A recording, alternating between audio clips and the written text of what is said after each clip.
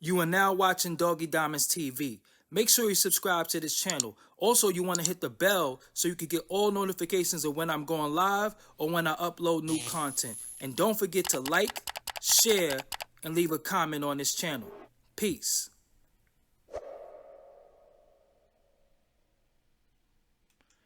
Yo, what's up, everybody? It's your boy Doggie Diamonds. Doggie Diamonds TV is the YouTube page. Doggie Diamonds Nil Filter is the podcast.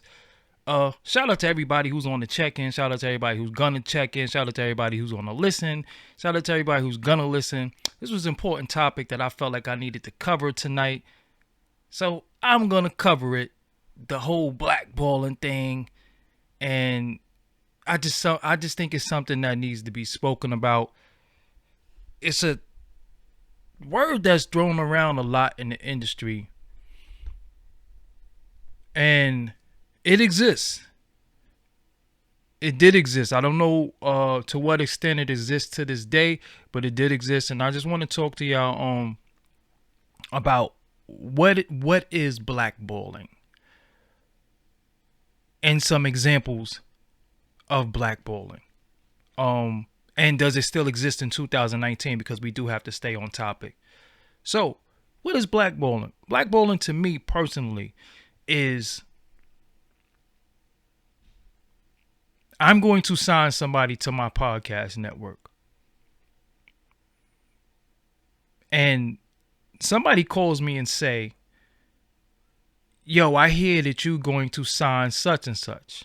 And I say, yeah, I am thinking about signing them. What's the problem with that?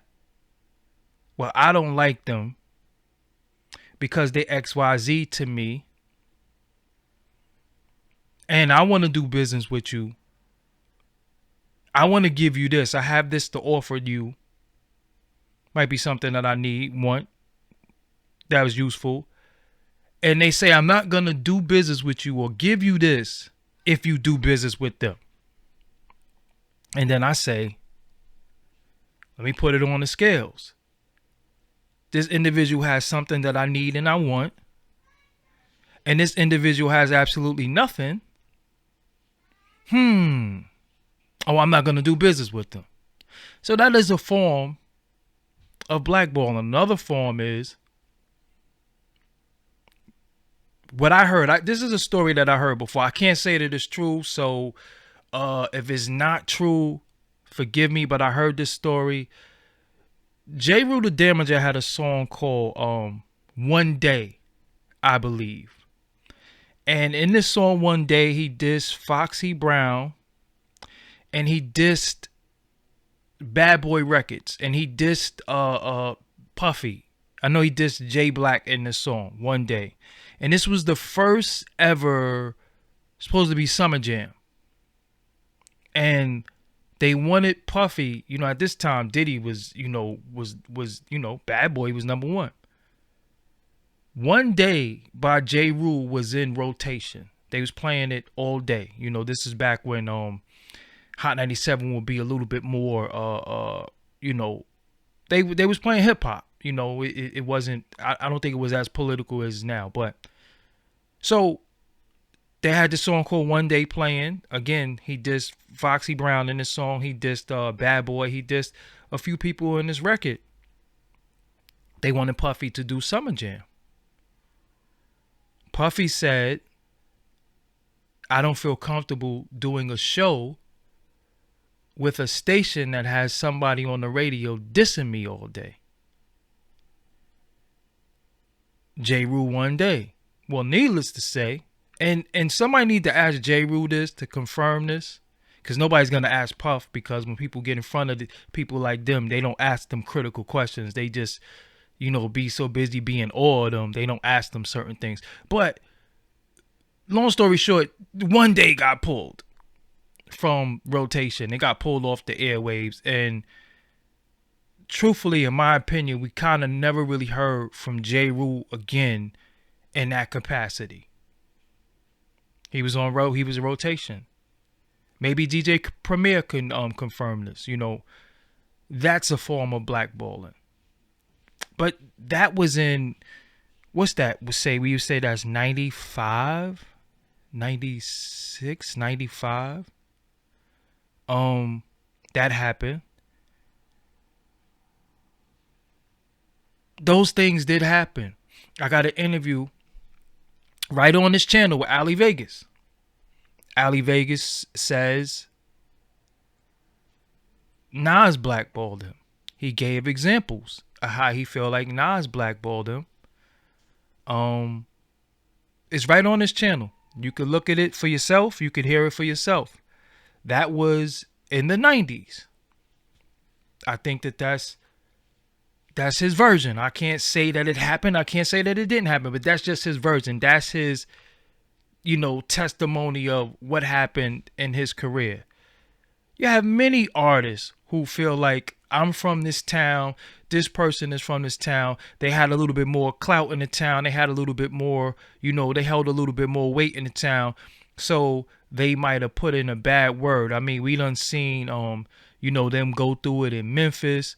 I know dudes in Staten Island who feel like they're not a part of Wu-Tang, never was a part of Wu-Tang, so they might have felt like Wu-Tang stepped on their toes.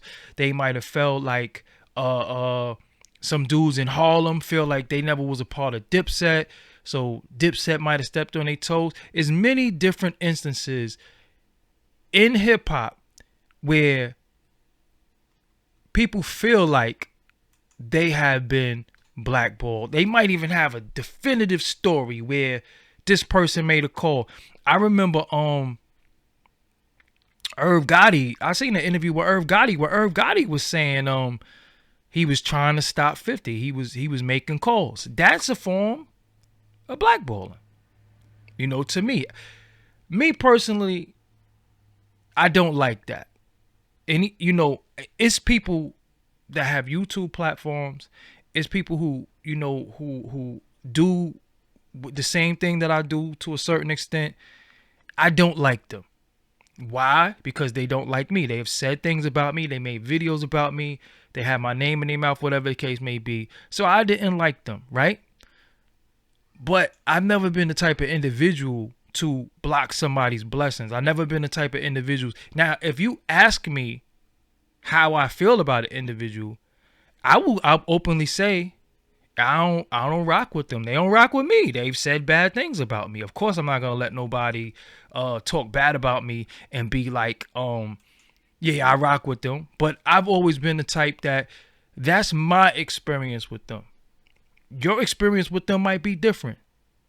They had bad things to say about me. They feel the way about me.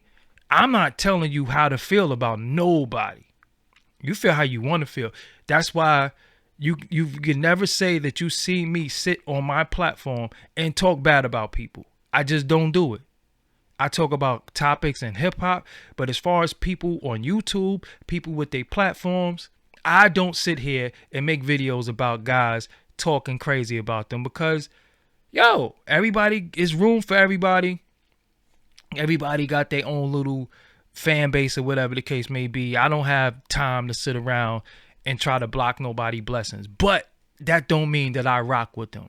Why? Because they don't rock with me. I've extended my hand to mad people. I've tried to help as many people as I could. But the minute you say something bad about me or you burn me in some type of way, I'm going to fall back. It's cool. It's not the end of the world. So what I will say is this, though. I'm not going to try to deter nobody from doing business with somebody based off of my bad business dealings. People ask me all the time, what do you think about such and such? What do you think about this person? You notice I don't care.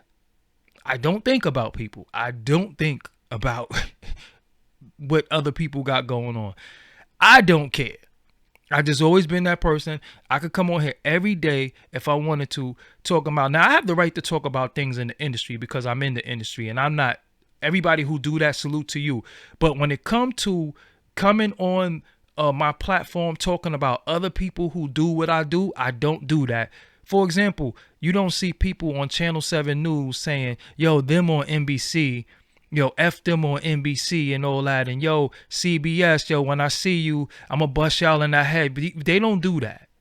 They do them. They do them. There's room for all the news channels to do what they do. When outside it's a fire, a shooting, any event, you see the CBS truck, you see the NBC truck, and you see the ABC truck. They all get their story. They all do their thing. They all develop their fan base. It is what it is. It's no, yo, F them dudes over there. They stories is fake. I don't subscribe to all of that, right? So, there has been stories of people being blackballed previously. Does it still exist? It probably still exists in some capacity. But it's all a perspective, right? Look at it like this, right? If you want to go to the Rock Nation brunch and Jay-Z don't rock with you, and you're not invited, you can't say, yo, I've been blackballed because I'm not invited to the brunch. Yo, it's his brunch. If he don't rock with you, you can't go. That's it. If I've made videos about Diddy, I've made videos about Diddy not agreeing with him. I put people content up of people not agreeing with him. Do I expect to get on Revolt after I did that? No, I can't say that he's blackballing me because I'm not on Revolt. Yo, I've put up videos and I've made videos myself not agreeing with him. I can't say that he's blackballing me. Yo, we not friends. And honestly, I'm going to be real with you. When you talk about blackballing, you have to figure out, why do you want to be in these circles with these individuals that you know or believe is foul in the first place? To me, blackballing is, I have this over here, you have nothing to do with this, and you make a call all the way over there and tell them over there, yo, don't rock with such and such because he just that and the third. Now, but it's the individual's prerogative if they gonna go through with it or not. So if a person has the power to call somebody and change their perspective of you based off of what they told them, then that person, that not the person who made the call, the person who got the call is a sucker, and I don't want to deal with you anyway. Because nobody could tell me anything about anybody. I'm going to experience things firsthand myself, because like I said, your experience with the individual might be a little different from mine. It's almost, I remember, coming up and a dude try to holler at a chick, right? And then you see her, he be like, nah, don't holler at her, yo, she man stuck up. You be like, word, she stuck up? So you be like, so I ain't saying nothing to her then. Now, she not stuck up. She just didn't rock with him. She just wasn't feeling his vibe. You know what I'm saying? She just wasn't feeling his vibe. But he telling you she stuck up. So you not rocking with her. But then one day you muster up the courage to say, you know what, I'm going to say something to her. Then you say something to her and you be like, yo, I thought you was real stuck up. Or, people were saying you was stuck up. And she might say, only person who told you that was your homeboy. I just don't like him. His breath stink, or he was dirty, or whatever the case may be. So you have, situations where that happen. But I'm a say this to y'all. It's 2019. It is so many platforms. It is so many ways to get into any industry that you want to get into. When you can't go through somebody, you go around them, you go under them, you go above them, you go across them. There is a way. No individual on this planet Earth has the power to stop you. They're just going to make it a little harder for you. They're just going to deter you. They might make it harder. And what they want you to do is give up. They want you to give up. You might think it's a cakewalk. I'm gonna be real with y'all. Let me tell y'all this story time, right? When I started my podcast, I didn't want to do a podcast because I was doing DTF radio. So I was like, well, I'm already doing a podcast. It's just that we play music. So when somebody was like, well, podcasting is not music. Podcasting is not even video. Podcasting is just audio via interview or just your opinion. That's what a podcast is. It's just, just talking. So I was like, well, damn, I was already doing podcasting. You know what I'm saying? I was already doing podcasting. So it was it wasn't a lot of people doing podcasts. It was Combat Jack. It was Juan Epstein. And it was a few shows, on the cusp of being great. So I was like, well, I'm going to do a podcast then because I got all these interviews that I did. I got the audio. I could just strip the audio down and just put it out there. So I did a podcast. So I was like, well, I got a podcast. I'm easily going to get into a podcast network. I'm easily going to, get sponsors and listen. I'm easily going to do that. Yo, I put in the work, people know my track record. Well, that didn't happen. So what happened? I started, for 1 second, you start saying, and this is what happens to you. You start saying, well, who talking bad on my name? Why isn't my phone ringing? Why ain't nobody saying, yo, join this network? I had talks with Combat Jack. I had talks with Chris Morrow, the owner of Loudspeaker Network. Nori actually set up an email between me and Chris Morrow. He CC'd Chris Morrow in the email and said, yo, this is Doggie Diamonds. I want to produce his podcast. Let's work something out. Nori did that. Chris spoke back and forth a few times, and then he never answered again. Never answered again. Combat Jack never answered me again. Never answered again, right? They wanted me to do some things for them. I helped them. You know what I'm saying? I ain't even going to get into all that. I talked about it on Queen's Flip interview that I did with him. But needless to say, I thought that what I did for them in the past, when it came for us to do business in the future, it would just be easy. You know what I'm saying? Like, oh, no, we already got a rapport. So they got this. I'm doing this. Oh, this is it. It wasn't like that. So again, I started saying, well, who's talking bad on my name? Like, damn, I feel like what people wanted me to do to say, you know what, I'm quitting. This ain't for me. It's harder than what I thought it was going to be. I thought I could just come in and just, shoot to this situation, go to this situation. Man, it didn't happen. It didn't happen. Then I started feeling like, hold up. They just signed this person. This person is on their network. That person's on their network. Why they ain't signed me? I'm being blackballed. Then I started saying to myself, hold on. How are you being blackballed when you can do exactly what they do? You're only being blackballed if you want to be down with somebody who don't want you down. Then I get an email from somebody by the name of Big Steel.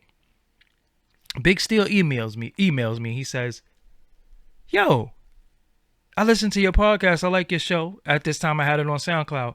And he said, why you not on no networks? Like, who's doing your sponsorship? Who's doing your advertisement? And I said, well, I don't have any sponsors. I don't have any advertisers. He was like, send me an email back. He was like, that don't make no sense. He like, yo, you Doggie Diamonds. You one of the founders of this. How you don't have that? He said, well, they're really cliquish in New York then, right? I said, I guess. He emailed me back. He said, well, I'm in Los Angeles. I want to start a podcast network. And I want to sign you to the podcast network. I think I could get you advertisers and sponsorships. So at this time, I'm like, I'm open to whatever, man. I thought I was going to go start my thing and go right into this situation.